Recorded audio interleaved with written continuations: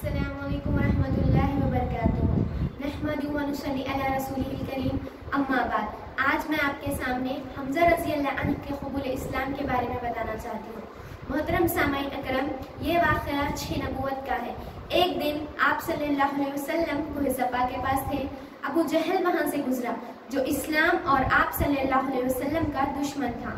जब उसने आप सल्लल्लाहु अलैहि वसल्लम को कोहे सफ़ा के पास देखा तो आप सल्लल्लाहु अलैहि वसल्लम को अबू जहल ने बुरा भला कहा और आप सल्लल्लाहु अलैहि वसल्लम के सर से पत्थर दे मारा, जिसकी वजह से आप सल्लल्लाहु अलैहि वसल्लम के सर से खून बहने लगा।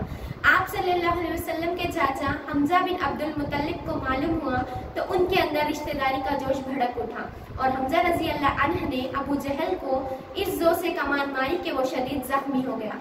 और हमजा रज़ी अल्लाह अन्हु अबू जहल से कहा, क्या तू मेरे भतीजे को बुरा भला कहता है, तब कि मैं उसी के दिन पर कायम हूँ। इस बात का जिक्र हमजा रज़ी अल्लाह अन्हु आप सल्लल्लाहु अलैहि वसल्लम से करते हैं तो आप सल्लल्लाहु अलैहि वसल्लम ने फरमाया, इससे अच्छा होता चाचा जान कि आप इस्लाम कबूल कर लेते।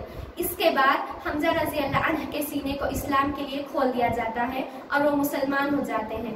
अजीज सामाईन, हमजा रज़ी अल्लाह अन्हु कुरैश के एक ताकतवर नौजवान हैं। इनके कबूल इस्लाम के बाद हमजा रज़ी अल्लाह अन्हु का लक़ब असद अल्लाह यानी अल्लाह का शेर पड़ गया।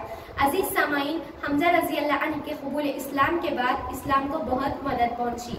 लोग बिना डर के जमात के साथ नमाज पढ़ने लगे। इससे पहले के लोग छुप छुप कर नमाज पढ़ लिया करते थे।